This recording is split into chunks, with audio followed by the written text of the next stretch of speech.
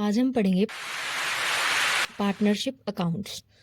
अब जैसे कि नाम से पता चल रहा है, पार्टनरशिप अकाउंट्स यानी कि कोई एक फर्म है जिसमें दो या दो से ज्यादा लोग मिलके काम कर रहे हैं, उसके हमें अकाउंट्स बनाने हैं। ठीक है, कि कैसे वो प्रॉफिट कमा रहे हैं उसका बस हमें हिसाब किताब करना है।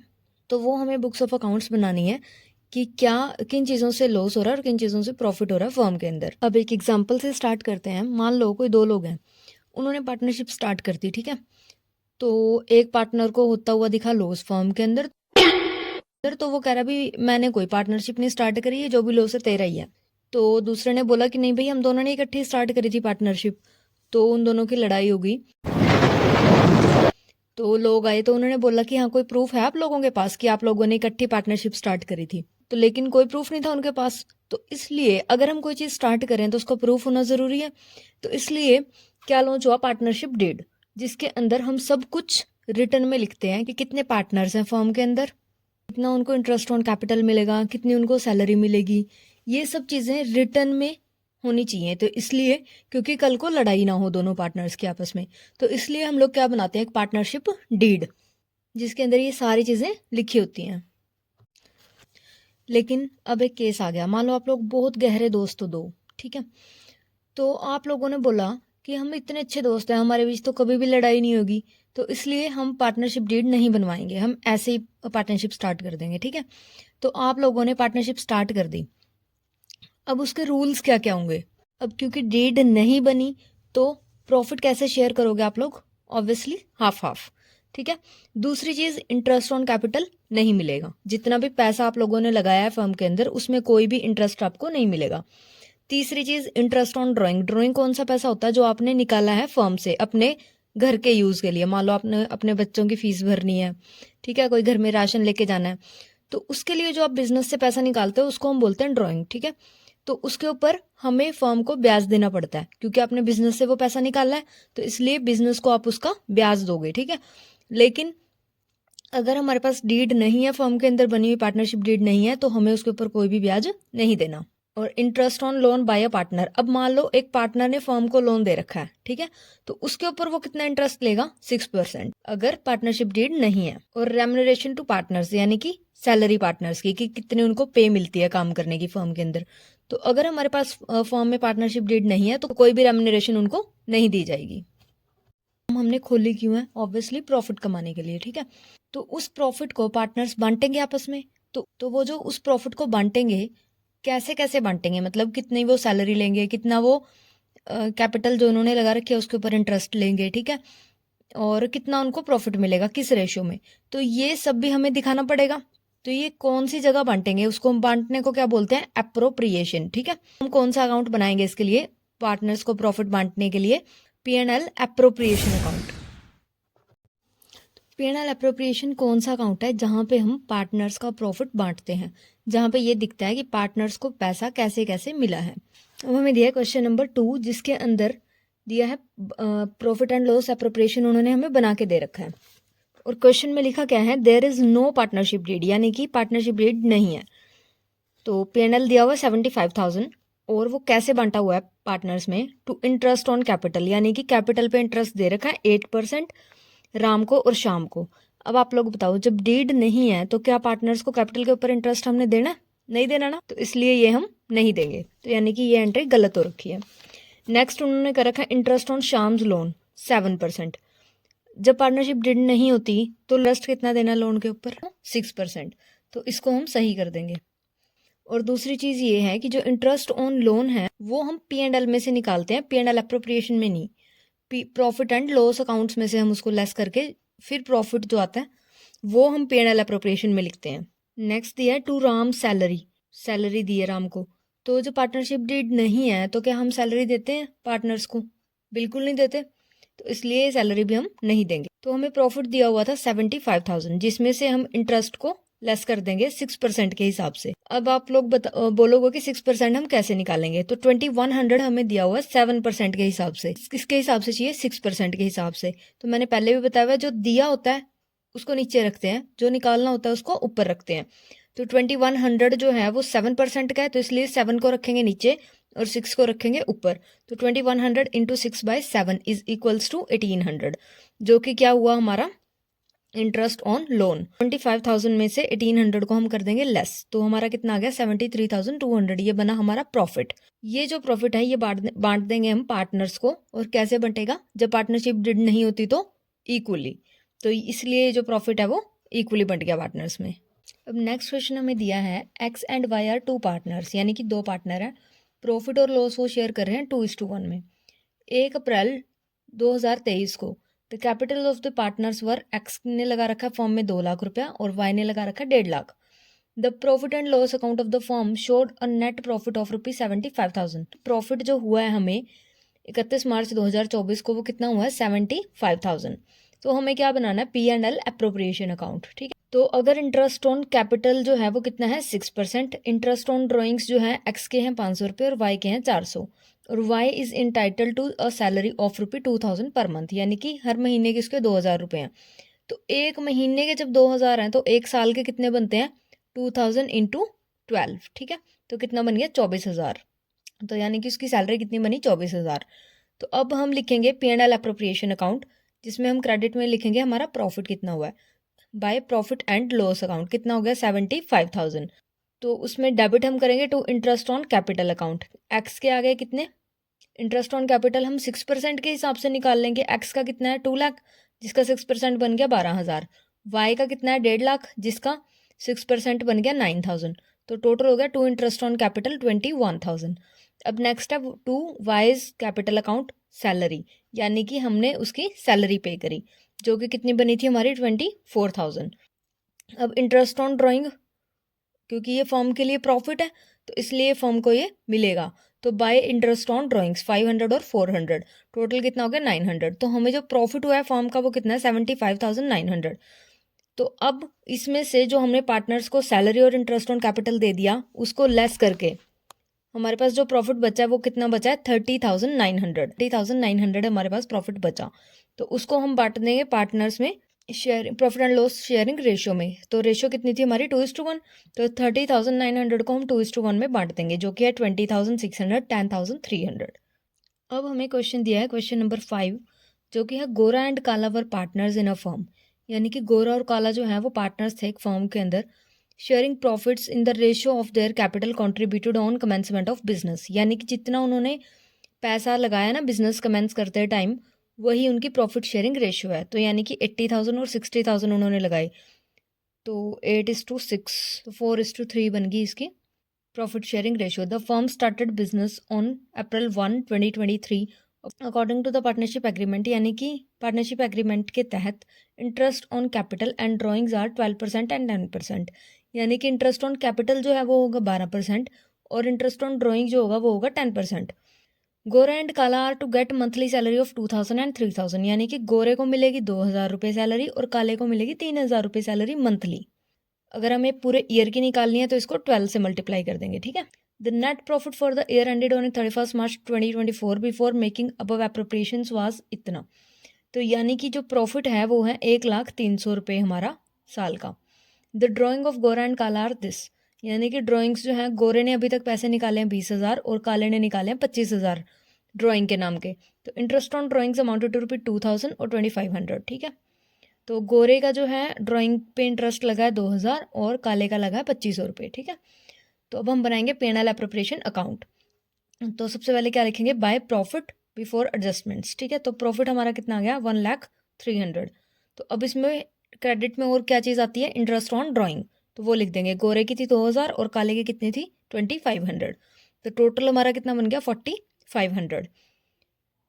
अब डेबिट में हम क्या लिखेंगे, पार्टनर्स को इंटरेस्ट ऑन कैपिटल देंगे। ठीक है, तो इंटरेस्ट ऑन कैपिटल, तो गोरे ने कितना पैसा लगा रखा है 80,000 और इंटरेस्ट ऑन कैपिटल कितना है 12%।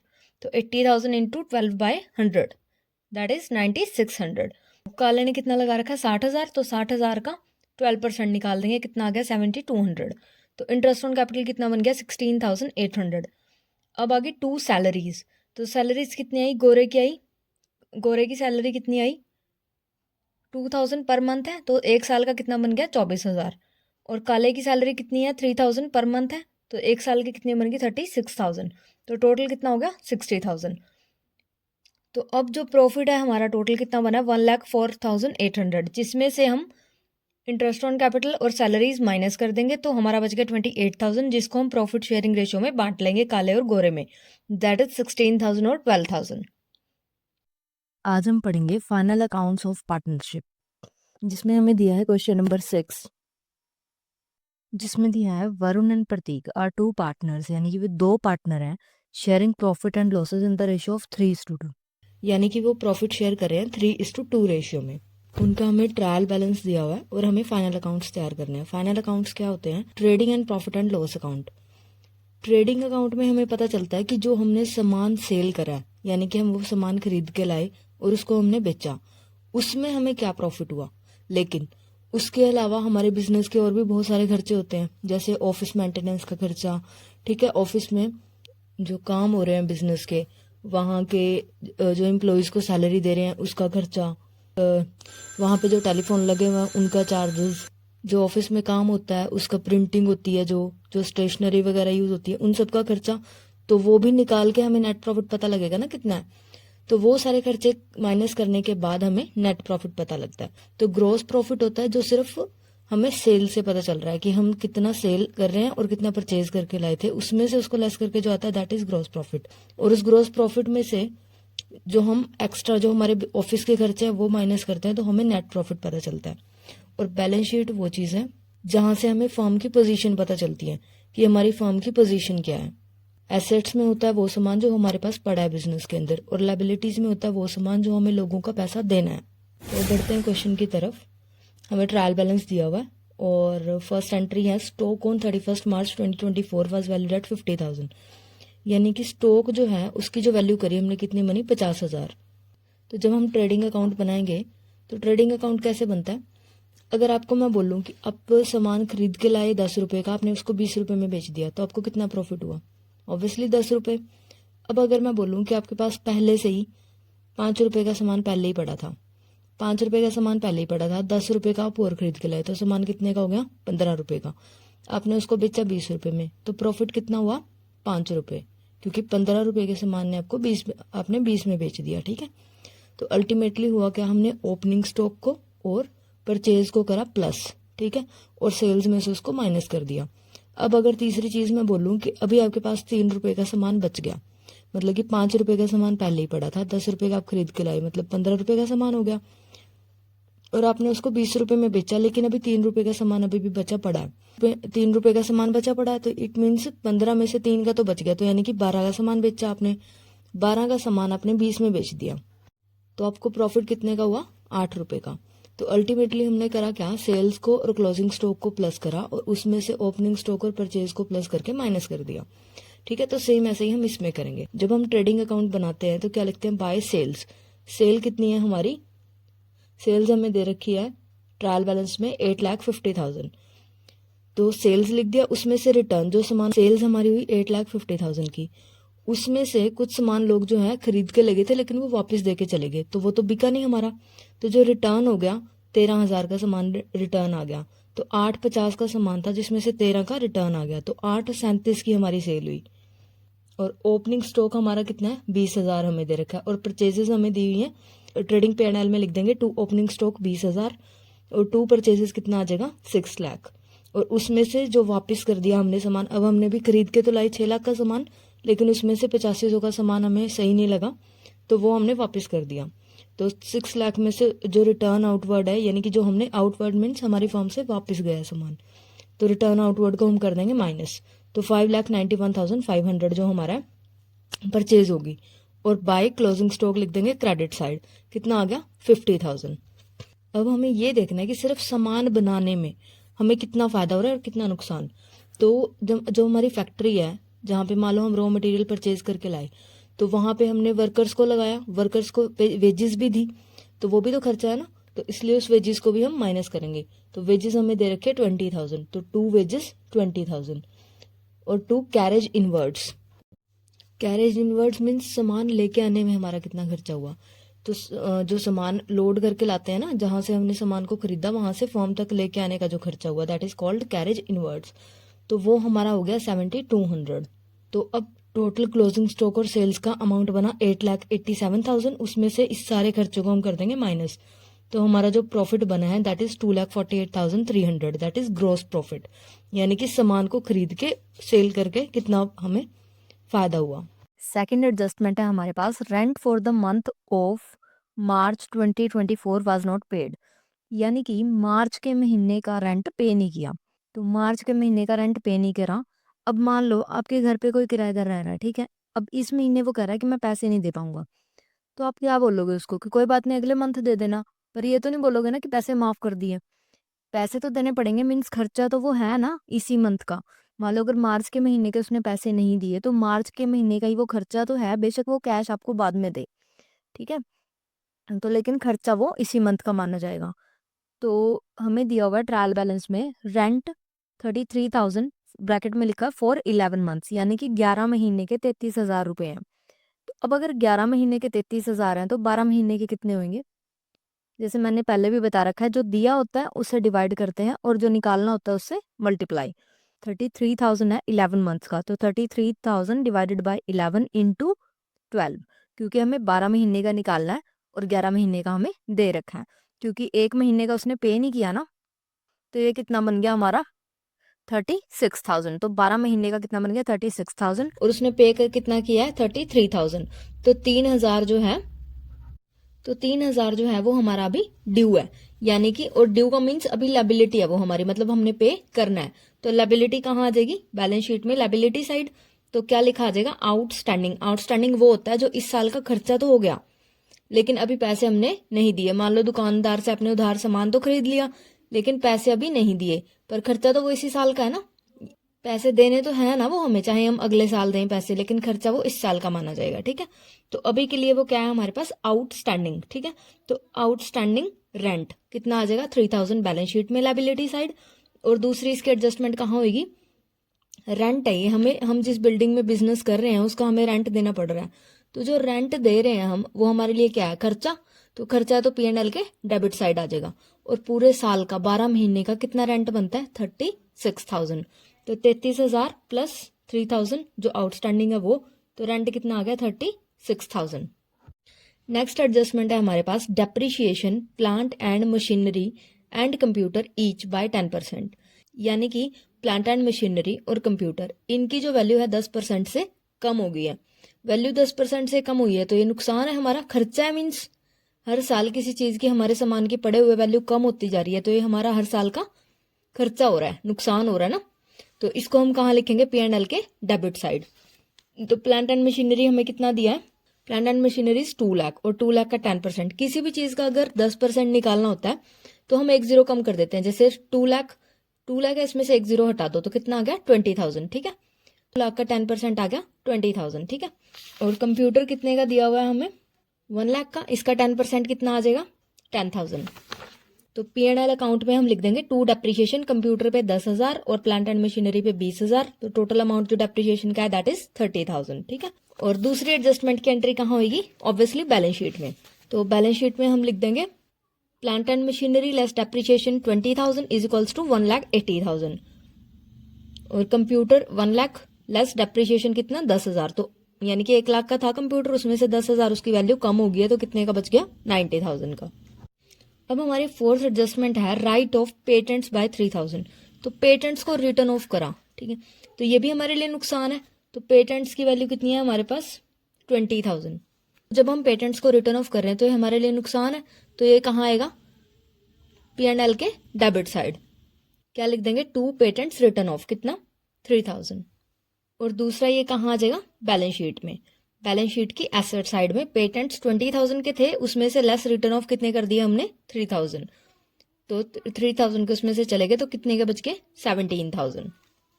अब फिफ्थ एडजस्टमेंट है हमारे पास, Prateek is to be allowed a salary of ₹3,000 per month, यानी कि प्रतीक की जो सैलरी है पर मंथ, यानी कि एक महीने की 3,000 है। तो हम एक पूरे साल का लेखा जोखा कर रहे हैं ना, तो पूरे साल की कितनी बनती है? 3,000 इंटू 12,000।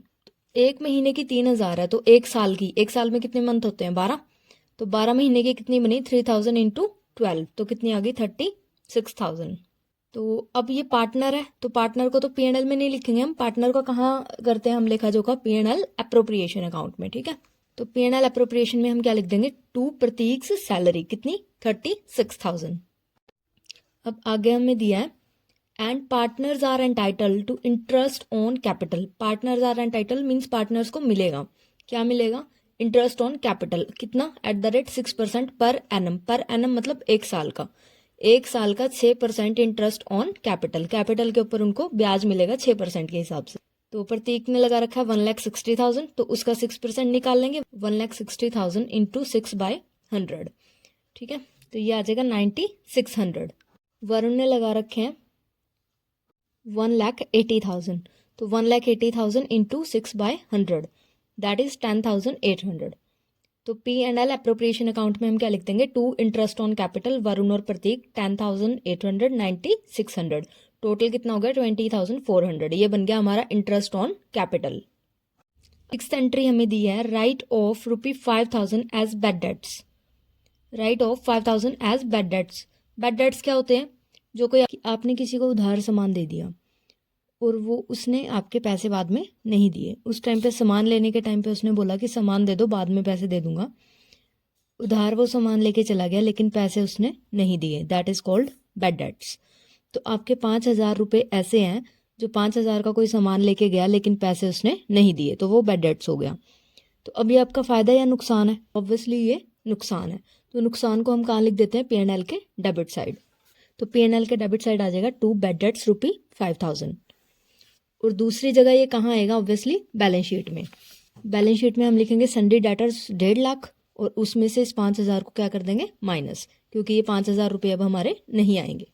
और नेक्स्ट हमें दिया है and create means banana, create a provision for doubtful debts @ 5% on sundry debtors, यानी कि उसने बनाया है 5% का प्रोविजन सन्ड्री डेटर्स के ऊपर, यानी कि वो 5,000 तो आपके बिल्कुल भी नहीं मिलेंगे और इस 5% पे आपको डाउट है कि शायद ये पैसा नहीं आएगा आपका ये वाला भी, तो इसलिए हम एक प्रोविज़न बना के रखेंगे कि शायद ये पैसा हमारा नहीं आएगा, तो पहले ही पैसे हम इसमें निकाल के रख देंगे कि ये वाला पैसा नहीं आएगा, तो उसकी भरपाई हम यहाँ से कर देंगे।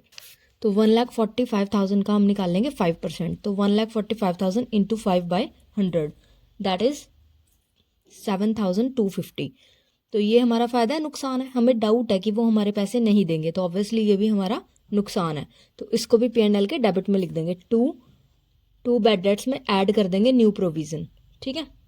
लेकिन अब ओल्ड प्रोविज़न यानी कि पहले का हमारे पास, हमने पहले भी प्रोविज़न बना के रखा हुआ था, पहले भी हमने 5,000 का प्रोविज़न बनाया हुआ था कि शायद 5,000 रुपये हमारे नहीं आएंगे, पर अब हमें जो डाउट है वो है 7,250 रुपये पे। तो 5,000 तो पहले ही बचा के रखे हुए हैं ना। मान लो एक एग्जांपल लेते हैं, मान लो आपने एक मोबाइल खरीदना है, आपका मोबाइल आएगा 100 रुपये का, आपने गुल्लक में पहले ही 80 रुपये जमा करके रखे हुए हैं, तो 100 रुपये के मोबाइल के लिए आप कितने रुपये और डालोगे उसमें, 20 रुपये। तो अल्टीमेटली जो है इस साल आपने कितने पैसे डाले, 20 रुपये। तो सेम वैसे ही इसके अंदर है कि हमें जो प्रोविज़न बनाना है वो बनाना है 7,250 का, पर 5,000 का तो पहले ही बना हुआ है, तो आपने बनाना है प्रोविज़न 7,250 का, जिसमें 5,000 का आपने पहले ही बना रखा है। तो इस साल जो आप उसमें पैसे डालोगे दैट इज़ 2,250 ओनली। तो 5,000 के बैड डेट से जिन्होंने पैसा नहीं दिया उसमें हमने प्लस करा नया जो प्रोविज़न बनाया 7,250 का, तो टोटल नुकसान हमारा हुआ 12,250 का, पर उसमें से जो हमने पहले ही प्रोविज़न बना के रखा हुआ था उसको हम कर देंगे लेस, तो हमारा जो नुकसान हुआ दैट इज़ 7,250। अब हमारी सारी एडजस्टमेंट्स हो गई हैं, अब हमें सिर्फ सिंपल एंट्रीज करनी है। अब ट्रायल बैलेंस को एक एक से देखना स्टार्ट कर दो। स्टार्टिंग में है ओपनिंग स्टॉक, इसको हम लिख चुके हैं। जो आप एंट्री करते जाओ एडजस्टमेंट की, साथ साथ ना ट्रायल बैलेंस में टिक करते चलो ताकि हमें इजी हो जाए। फिर जो बच गई एंट्रीज उनको फटाफट लगा दो जहाँ जहाँ लगाना है।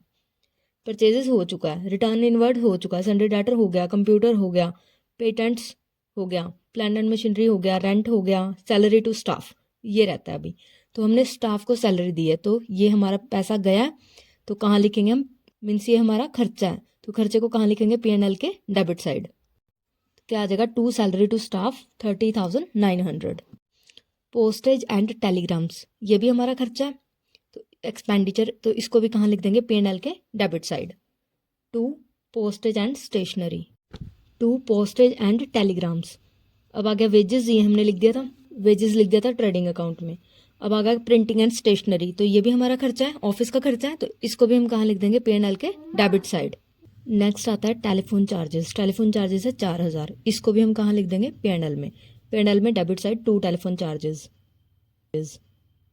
अब है कैरेज इनवर्ड्स। कैरेज इनवर्ड्स क्या होता है, कैरेज मीन्स किराया, और इनवर्ड मतलब जो हम सामान फैक्ट्री से अपनी फॉर्म तक सामान को लेके आए हैं उसका जो खर्चा हुआ है उसको हम बोलते हैं कैरेज इनवर्ड्स। इनवर्ड्स मीन्स सामान लेके आने में जो किराया हमने दिया है उसको बोलेंगे carriage inwards.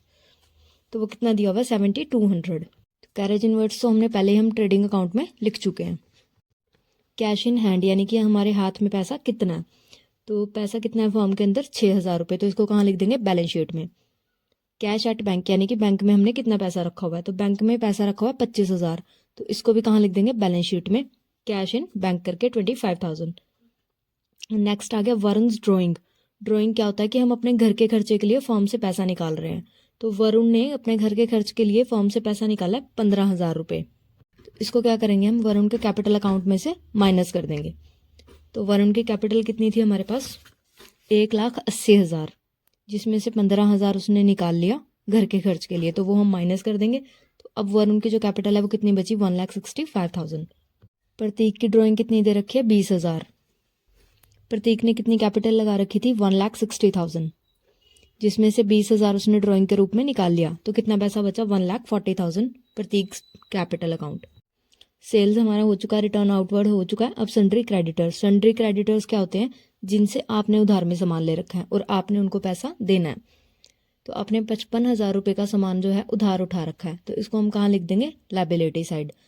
Sundry creditors 55,000। Provision for doubtful debts कर चुके हैं हम। इंटरेस्ट हमें मिला है, 10,000 रुपये मिले हैं, तो ये हमारी इनकम है, तो इसको कहाँ लिख देंगे, P&L में क्रेडिट साइड बाय इंटरेस्ट करके 10,000। अब हम करेंगे टोटल सारे अकाउंट्स का, तो 2,48,300 हमारा निकला था ग्रॉस प्रॉफिट, तो वो हम by gross profit brought down कर देंगे P&L के अंदर उस, और 10,000 जो हमारी इनकम हुई है वो प्लस कर देंगे उसमें, तो 2,58,300 टोटल हमारी इनकम हुई है, जिसमें से हमें जितने भी खर्चे हुए हैं वो लेस कर देंगे, तो हमें जो नेट प्रॉफिट है वो कितना बचा, 1,42,750। तो अब ये प्रॉफिट कौन लेके जाएगा, ऑब्वियसली जिन्होंने फॉर्म खोल लिया, पार्टनर्स, ठीक है। तो 1,42,750 को हम लेके आ गए P&L एप्रोप्रिएशन अकाउंट में, क्योंकि अब ये प्रॉफिट हम किस में बांटेंगे, पार्टनर्स में। तो पार्टनर्स को हमने सैलरी दे दी, इंटरेस्ट ऑन कैपिटल दे दिया, तो बाकी जो बच गया 86,350 अमाउंट बच गया। प्रॉफिट शेयरिंग रेशो में पार्टनर्स को बांट देंगे। वरुण को मिलेंगे 51,810 और प्रतीक को मिलेंगे 34,540। अब हम सम अप करेंगे बैलेंस शीट का। बैलेंस शीट का टोटल कर देंगे, एसेट साइड और लायबिलिटी साइड। बस हमें ये ध्यान रखना है ये इक्वल आना चाहिए हमेशा। Fixed capital and fluctuating capital में डिफरेंस। तो सबसे पहले कैपिटल अकाउंट क्या होता है, कैपिटल अकाउंट वो होता है जिसके अंदर जो पार्टनर्स ने कैपिटल लगा रखी है वो हम लिखते हैं, अपने पार्टनर्स को क्या क्या मिला और उनसे हमने फर्म ने क्या क्या लिया वो पूरी डिटेल लिखी जाती है। पार्टनर्स कैपिटल अकाउंट के क्रेडिट साइड में हम स्टार्ट करते हैं बाय बैलेंस ब्रोट डाउन। इसका क्या मीनिंग होता है कि पिछले साल का जो बैलेंस है उसको हम आगे लेके आ रहे हैं, और फिर क्रेडिट साइड में वो सारी चीज़ें लिखी जाती हैं जो पार्टनर को मिल रहा होता है, जैसे इंटरेस्ट ऑन कैपिटल, कैपिटल के ऊपर इंटरेस्ट फर्म देगी पार्टनर्स को, तो ये उनको मिलेगा। मान लो अगर एक पार्टनर ने 100 रुपये लगाए तो उसको 10 रुपये इंटरेस्ट मिल गया, तो वो भी उसने फर्म में ही लगा दिया, तो उसकी कैपिटल जो है फर्म के अंदर कितनी होगी, 110 रुपये। के बाद जो फर्म ने प्रॉफिट कमाया है वो मिलेगा उसको, तो बाय P&L एप्रोप्रिएशन अकाउंट, मतलब जो फर्म ने प्रॉफिट कमाया उसका हिस्सा मिल गया उसको। मान लो 20 रुपये उसने फर्म ने प्रॉफिट कमाया, तो 100 और 10 और 20 तो कितना हो गया, 130। और जो भी चीज़ें एक पार्टनर को मिलती हैं जैसे सैलरी, कमीशन, बोनस, फीस, सब कुछ, तो जो जो चीज़ें पार्टनर को मिल रही हैं वो सारी चीज़ें आ जाएंगी क्रेडिट में, और उन सब का टोटल करके हमें पता चल जाएगा कि पार्टनर का इतना पैसा बन गया फर्म के अंदर। अब लेकिन क्योंकि वो सिर्फ लगा ही नहीं रहा ना, पैसा निकाल भी रहा है फर्म से, क्योंकि उसको अपने घर के खर्च के लिए पैसा चाहिए, तो उसको हम क्या बोलते हैं, ड्राइंग। तो 2 ड्राइंग्स, अब जो जो पैसा वो निकालता जाएगा उसको डेबिट साइड लिखते जाएंगे। तो 2 ड्राइंग्स, 2 इंटरेस्ट ऑन ड्राइंग्स। अब क्योंकि ड्राइंग निकाल रहा है तो उसके ऊपर इंटरेस्ट भी उसे देना पड़ेगा फर्म को, तो वो भी कई बार उसको ज़्यादा पैसे की जरूरत पड़ेगी तो वो और ज़्यादा भी पैसा निकाल सकता है, मतलब कैपिटल को भी विड्रॉ कर सकता है, तो वो भी डेबिट में कर देंगे हम। और प्रॉफिट की जगह बाई चांस अगर लॉस हो गया तो वो उसके अकाउंट से कटेगा, मान लो अगर आपने 100 रुपये लगा के एक बिज़नेस स्टार्ट किया और आपको नुकसान हो गया, मान लो 80 रुपये का, तो अब आपके फॉर्म के अंदर कितने रुपए बचे? 20 रुपये, क्योंकि 80 रुपये आपने खर्च कर दिए बिज़नेस लगाने में, स्टार्ट करने में, ठीक है। तो अगर लॉस होता है तो वो कहाँ से कटेगा? कैपिटल अकाउंट से। फिर उसके बाद हम लिखते हैं टू बैलेंस कैरी डाउन, यानी कि शुरुआत में हमारे पास इतना बैलेंस था, उसमें से इतना इतना हमें मिला और उसमें से इतना इतना हमने खर्च कर दिया, तो ये हमारा कैरी डाउन में बचा है कि इतना लगाया और इतना अब बचा है अगले साल के लिए। अब इसके दो टाइप होते हैं, एक तो हो गया फिक्स्ड कैपिटल और एक हो गया फ्लक्चुएटिंग। अब हम एक एग्जांपल लेते हैं। मान लो राम, श्याम और मोहन ने बिजनेस स्टार्ट किया, तो उन्होंने बिजनेस स्टार्ट किया, पैसा लगा दिया। मान लो 100 रुपये एक ने लगाए, 50 एक ने लगाए और 150 एक ने लगा दिए, ठीक है। तो उनको होना स्टार्ट हो गया लॉस, कभी 10 रुपये का लॉस तो कैपिटल में से चला गया, फिर 20 रुपये का लॉस, फिर कैपिटल में से चला गया, फिर 40 रुपये का लॉस, फिर कैपिटल में से चला गया। तो ऐसे होते होते उनकी जो पूरी कैपिटल थी वो ख़त्म होगी। तो जब कैपिटल ही ख़त्म होगी तो फॉर्म बंद होगी। तो दूसरे जो 3 लोग थे उन्होंने उनका ये हाल देखा, तो उन्होंने क्या बोला कि हम क्या करेंगे, कुछ भी अगर लॉस होएगा ना तो कैपिटल तो कर देंगे अपने सिर्फ फिक्स, उसको नहीं छेड़ेंगे। जितनी कैपिटल लगाई है ना वो ऐसे ही रखेंगे, हम उसको नहीं छेड़ना। और वैसे ही जो हमें फर्म से मिल रहा है ना वो लिखते चलेंगे, मीन्स जो हमने कमाया उससे आगे स्टार्ट करेंगे। तो अगर हम अपनी कैपिटल को रखते हैं फिक्स तो उसको बोलेंगे फिक्स्ड कैपिटल अकाउंट। इसमें क्या होता है, हम दो अकाउंट बनाते हैं। एक होता है फिक्स्ड कैपिटल अकाउंट जिसमें बस आता है बाय बैलेंस ब्रोक डाउन कि इतना अमाउंट हमारे पास था, और उसके अलावा अगर कोई एडिशनल कैपिटल पार्टनर लेके आता है तो बाय कैश करके लिख देंगे उसमें, और अगर पार्टनर उसमें से कुछ कैपिटल वैसे निकालता है तो टू कैश करके निकाल देंगे उसको, और टू बैलेंस कैरी डाउन। बस इसमें इन 4 चीज़ों के अलावा और कुछ नहीं आएगा। तो बाकी सब एंट्रीज के लिए, जैसे पार्टनर को सैलरी मिलनी है, प्रॉफिट मिलना है, उस सब के लिए हम एक अलग अकाउंट बनाएंगे, उसको हम बोलते हैं पार्टनर्स करंट अकाउंट। तो उसके अंदर हम लिखेंगे कि opening balance by balance broke down, यानी कि करंट अकाउंट का पिछला बैलेंस कितना था, और उसके बाद जो जो भी पार्टनर्स को मिल रहा है, इंटरेस्ट मिल रहा है, कोई प्रॉफिट का हिस्सा मिल रहा है, कमीशन, सैलरी, फ़ी, बोनस जो भी मिल रहा है वो सब क्रेडिट में लिखेंगे। और फिर उससे उसके हिस्से से जो भी जा रहा है, जैसे ड्राइंग्स जा रही है, इंटरेस्ट ऑन ड्राइंग जा रहा है, लॉस हुआ है वो जा रहा है, तो वो सब डेबिट में लिखेंगे। और फिर लिख देंगे टू बैलेंस कैरी डाउन, यानी कि अगले साल के लिए इसको हम कैरी डाउन कर देंगे। तो ये हो गया हमारा फिक्स कैपिटल अकाउंट। अब आ गया फ्लक्चुएटिंग कैपिटल। जो नॉर्मली हम कैपिटल अकाउंट बनाते हैं ना, कि हमने लिखा बाय बैलेंस ब्रोक डाउन कि इतना हमारे पास हमारा कैपिटल है, और उसमें से नॉर्मली जो उसको मिल रहा है वो क्रेडिट, और जो उसके खाते से निकाल रहा है वो, और जो उसके अकाउंट से वो निकाल रहा है उसको हम कर देंगे डेबिट। तो ये होता है हमारा फ्लक्चुएटिंग कैपिटल। फ्लक्चुएटिंग मतलब जिसको हम फ्लक्चुएट कर सकते हैं, हिला डुला सकते हैं कैपिटल को, ठीक है। और फिक्स मीन्स जिसको हिला डुला नहीं सकते, कैपिटल फिक्स ही रहेगा। Okay, thank you. Write off ₹5,000 as bad debts. Write off 5,000 as bad debts. Bad debts क्या होते हैं? जो कोई आपने किसी को उधार सामान दे दिया और वो उसने आपके पैसे बाद में नहीं दिए, उस टाइम पे सामान लेने के टाइम पे उसने बोला कि सामान दे दो, बाद में पैसे दे दूंगा। उधार वो सामान लेके चला गया लेकिन पैसे उसने नहीं दिए, that is called bad debts. तो आपके 5,000 रुपये ऐसे हैं जो 5,000 का कोई सामान लेके गया लेकिन पैसे उसने नहीं दिए, तो वो बैड डेट्स हो गया। तो अब ये आपका फायदा या नुकसान है? ऑब्वियसली ये नुकसान है। तो नुकसान को हम कहाँ लिख देते हैं? P&L के डेबिट साइड। तो P&L के डेबिट साइड आ जाएगा टू बैड डेट्स ₹5,000। और दूसरी जगह ये कहाँ आएगा? ऑब्वियसली बैलेंस शीट में।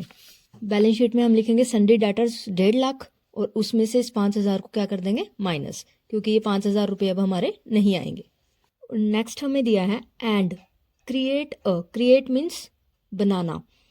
Create a provision for doubtful debts eight the rate 5% on sundry debtors, यानी कि उसने बनाया है 5% का प्रोविजन सन्ड्री डेटर्स के ऊपर। यानी कि वो 5,000 तो आपके बिल्कुल भी नहीं मिलेंगे, और इस 5% पे आपको डाउट है कि शायद ये पैसा नहीं आएगा आपका, ये वाला भी। तो इसलिए हम एक प्रोविज़न बना के रखेंगे कि शायद ये पैसा हमारा नहीं आएगा, तो पहले ही पैसे हम इसमें निकाल के रख देंगे कि ये वाला पैसा नहीं आएगा, तो उसकी भरपाई हम यहाँ से कर देंगे।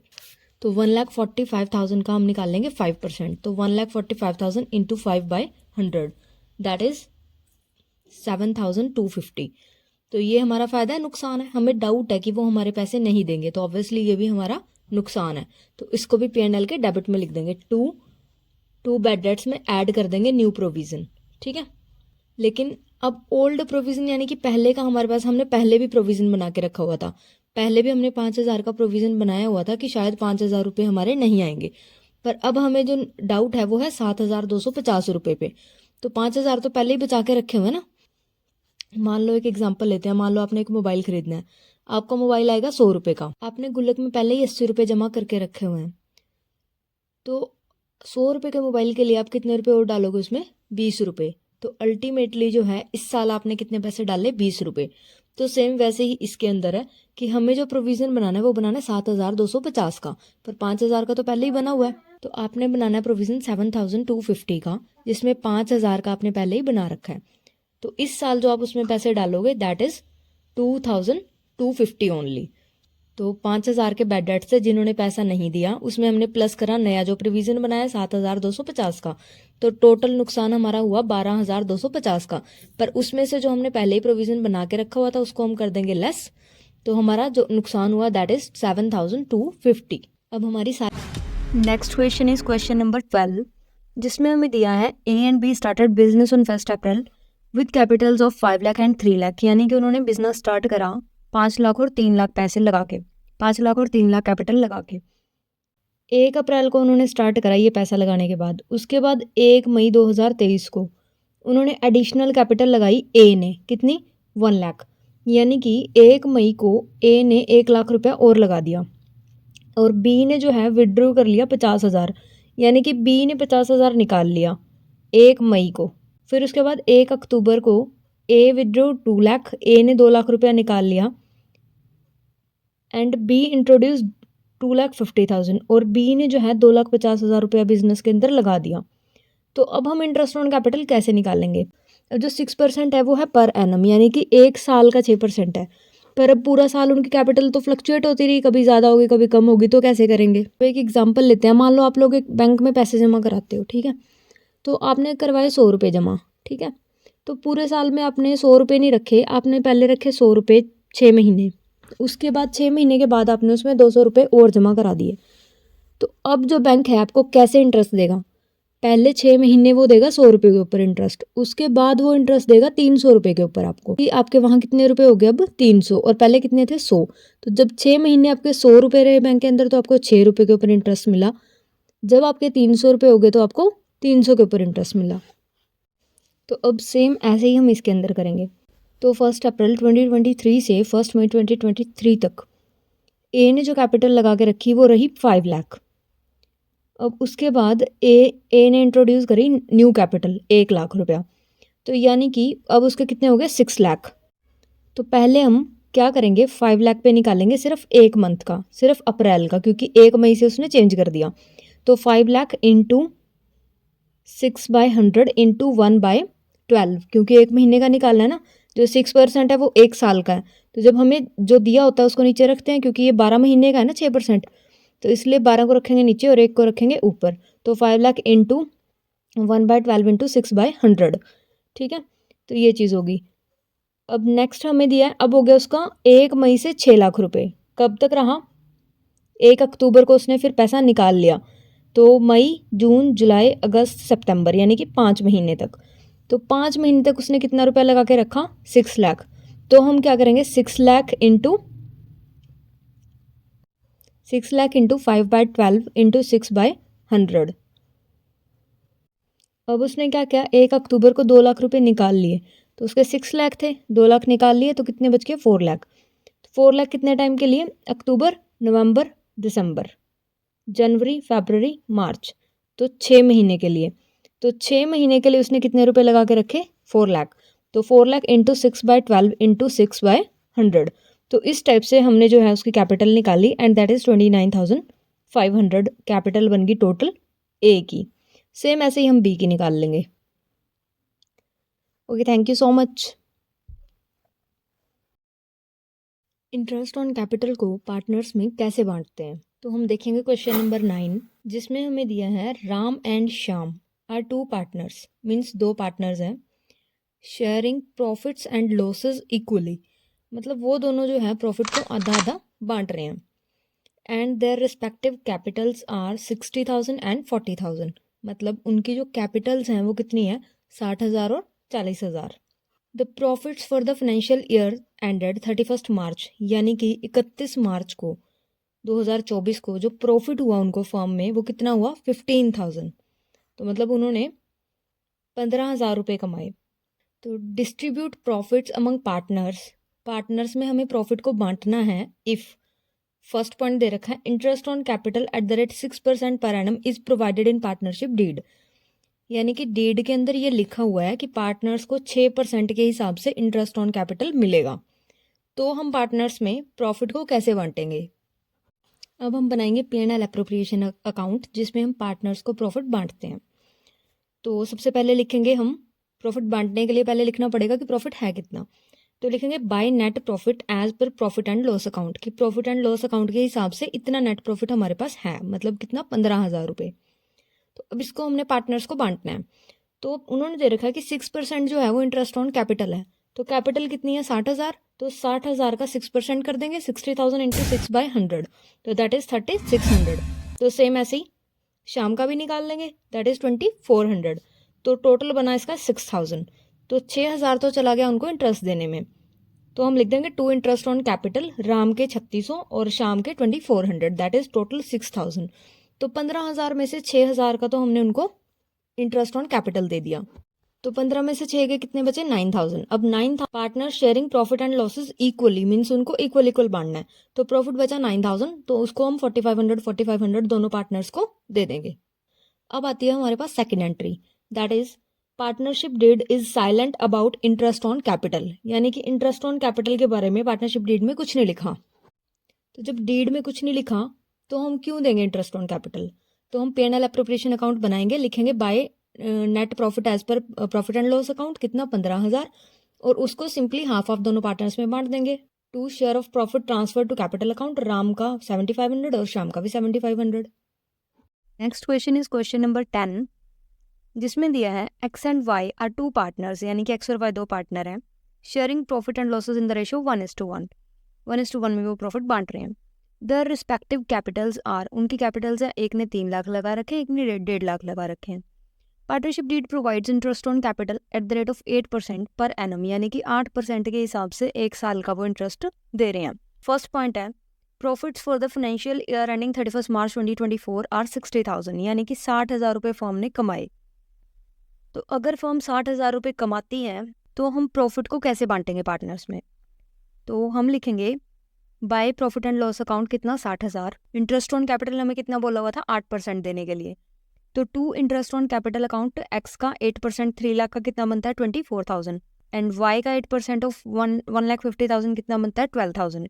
तो टोटल जो इंटरेस्ट ऑन कैपिटल है दैट इज 36,000। अब 60,000 में से, अब 60,000 में से उसने 36,000 जो है वो इंटरेस्ट ऑन कैपिटल में दे दिया। तो जो बाकी बच गया उसको वो इक्वली बांट लेंगे दोनों। तो 24,000 बचा, उसको 1:1 में हमने बांट दिया, 12,000। Next point is profit for financial year ending 31 March 2024 are 30,000। पहले 60,000 कमाए थे, अब कितने कमाए 30,000। तो प्रॉफिट को कैसे बांटेंगे? तो अब प्रॉब्लम यहाँ ये आ गई कि जो इंटरेस्ट ऑन कैपिटल है ना वो तो बन रहा है 36,000 दोनों पार्टनर्स का मिला के, 24,000 एक्स का है और 12,000 है वाई का, तो टोटल 36,000 बन रहा है। लेकिन प्रॉफिट हुआ कितना है 30,000। तो अब क्या करें? अब हम क्या कर सकते हैं, क्योंकि प्रॉफिट ही कम है। अब मान लो एक एग्जांपल लेते हैं, मान लो आपकी मोम जो है आपकी बहन को और आपको, मान लो एक एग्जांपल लेते हैं, मान लो आपकी जो मदर हैं वो आपकी बहन को और आपको हमेशा, आपकी बहन को देती हैं 30 रुपये और आपको देती हैं 20 रुपये, तो मतलब उनके पास टोटल 50 रुपये होते हैं। लेकिन आज उनके पास 50 रुपये ही नहीं है, आज उनके पास 50 रुपये नहीं है, आज उनके पास है 30 रुपये ओनली। तो अब वो कैसे बांटेंगी, आप दोनों को कैसे देंगी? वो हमेशा क्या करते हैं कि उनको 30 देती हैं और आपको 20 देती हैं। तो अब वो उन 30 रुपये को भी उसी रेशो में बांट देंगी जिस रेशो में वो 50 को बांटती थी, यानी कि 50 में से आपको 30 देती थी, उनको 20 देती थी, तो उसको 3:2 रेशो बन गई, मीन्स वो है ना। तो अभी 30 को भी ऐसे ही बांट देंगे वो 3:2 रेशो में, 30 × 3/5। तो कितना बनता है 18 आपकी सिस्टर को मिलेंगे और 12 आपको मिलेंगे। तो सेम ऐसे ही हम इसके अंदर करेंगे। अब 36,000 तो अमाउंट है नहीं, अमाउंट हमारे पास कम है, अमाउंट है 30,000। तो 30,000 को हम 2:1 रेशो में बांट देंगे। 2:1 रेशो कैसे बना? 24,000 बन रहा था ए का इंटरेस्ट, 24,000 बन रहा था एक्स का इंटरेस्ट और 12,000 बन रहा था वाई का इंटरेस्ट। तो इसका जो अगर हम रेशो निकालेंगे तो कितनी बनेगी 2:1। तो 2:1 रेशो में हम 2:1 रेशो में हम 30,000 को बांट देंगे, दैट इज 20,000 एंड 10,000। अब थर्ड पॉइंट हमें गिवन है losses for financial year 31 March 2024 are 12,000, यानी कि लॉस हुआ है हमें 12,000 का। तो अब इस केस में आप बताओ क्या करना चाहिए, पार्टनर्स को इंटरेस्ट हमें देना चाहिए या नहीं? जब प्रॉफिट ही नहीं है तो इंटरेस्ट भी कहाँ से देंगे? बट लेकिन अगर पार्टनरशिप डीड में ये मेंशन हो कि interest on capital is a charge, तो चार्ज अगर दिया गया हो ना तो हम फिर भी पार्टनर्स को इंटरेस्ट ऑन कैपिटल देंगे। मीन्स लॉस तो हुआ जो हुआ और ऊपर से इंटरेस्ट ऑन कैपिटल भी देंगे, तो वो दोनों मिला के जो लॉस होता है ना वो पार्टनर्स में बंटेगा। तो लेकिन यहाँ पे तो हमें नहीं दिया ना कि चार्ज है, interest on capital is a charge, ये लाइन हमें क्वेश्चन में नहीं दी गई। तो इसलिए हम जब प्रॉफिट ही नहीं है तो पार्टनर्स को इंटरेस्ट ऑन कैपिटल नहीं देंगे। सिर्फ जो हमें लॉस हुआ है तो क्या लिखेंगे, टू P&L 12,000 और लॉस को हम बांट देंगे by loss transfer to capital account, कितना 6,000 दोनों पार्टनर्स में। Next question is question number 11, जिसमें हमें दिया है white and black are partners और 1:1 में वो प्रॉफिट को शेयर कर रहे हैं। उनकी कैपिटल्स जो हैं 50,000 और 30,000 हैं। They agreed to allow interest on capital 12%, 12% के हिसाब से वो इंटरेस्ट ऑन कैपिटल दे रहे हैं। फर्म का प्रॉफिट हमें कितना दिया है 8,000। तो फर्स्ट जो है वो हमें दिया है if partnership deed is silent as regard statement of interest on capital as charge और एन अप्रोप्रिएशन, यानी कि पार्टनरशिप डीड इस बात पे साइलेंट है कि इंटरेस्ट ऑन कैपिटल हमें एज अ चार्ज लेना है। तो इसका मतलब अगर एज अ चार्ज नहीं है तो फिर अगर लॉस हो रहा है तो हम इंटरेस्ट ऑन कैपिटल नहीं देंगे। इंटरेस्ट ऑन कैपिटल कितना बनता है हमारा, 50,000 कैपिटल है, 12% के हिसाब से बनता है 6,000 और ब्लैक का कितना बनता है 3,600। तो टोटल जो है बन रहा है 9,600 उनका इंटरेस्ट ऑन कैपिटल पर। हमारे पास पैसे कितने हैं देने के लिए 8,000। तो हम क्या करेंगे, जो ये रेशो बनती है 6,000 और 3,600 की, दैट इज 5:3। तो इस रेशो में हम 8,000 को बांट देंगे, दैट इज 8,000 को 5:3 रेशो में बांटेंगे तो कितना आ जाएगा 5,000 और 3,000। तो to interest on capital, white के 5,000 और ब्लैक के 3,000।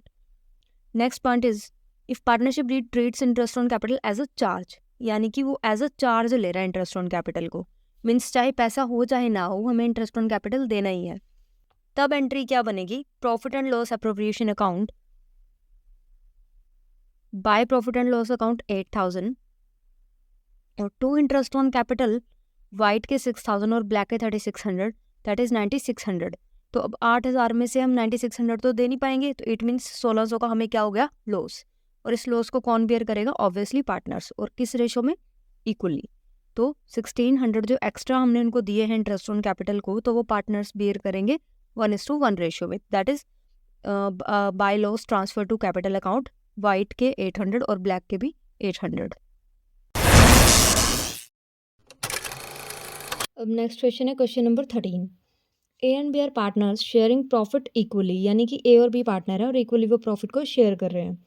उनकी जो कैपिटल है, ए की है 90,000 और बी की है 60,000। तो उन्होंने इंटरेस्ट ऑन कैपिटल कितना डिसाइड करा, 10%। तो उनका जो प्रॉफिट था 2024 का, दैट इज 10,000। तो prepare related account to allocate interest on capital in each of the following cases, यानी कि हमें केसेस दे रखे हैं और उसके हिसाब से हमें P&L अप्रोप्रिएशन अकाउंट बनाना है। First case is interest on capital is an appropriation of profit, यानी कि अगर प्रॉफिट ना हुआ तो हम इंटरेस्ट नहीं देंगे। तो bye profit and loss account कितना 10,000। अब इनका इंटरेस्ट कितना बन रहा है, 90,000 का 10% 9,000 और 60,000 का 10% 6,000। तो ये टोटल हो गया 15,000। लेकिन हमारे पास पैसा है 10,000 और देना पड़ रहा है 15,000, तो क्या करें। तो जिस रेशो में इनकी जो है इंटरेस्ट आ रहा है उसी रेशो में हम क्या करेंगे, 10,000 को डिवाइड कर देंगे। तो 3:2 रेशो बन रही है, तो उसको कैसे डिवाइड कर देंगे हम, 10,000 का 3/5 और 10,000 का 2/5, दैट इज 6,000 और 4,000। तो इस हिसाब से हम बांट देंगे। सेकेंड पॉइंट हमें दिया है interest on capital is a charge against profits. क्या मतलब हुआ कि चाहे प्रॉफिट हो चाहे ना हो, लेकिन हमें इंटरेस्ट ऑन कैपिटल पूरा देना है। तो by P&L 10,000 to A's capital account 9,000 to B's capital account 6,000 और बाय पार्टनर्स कैपिटल अकाउंट।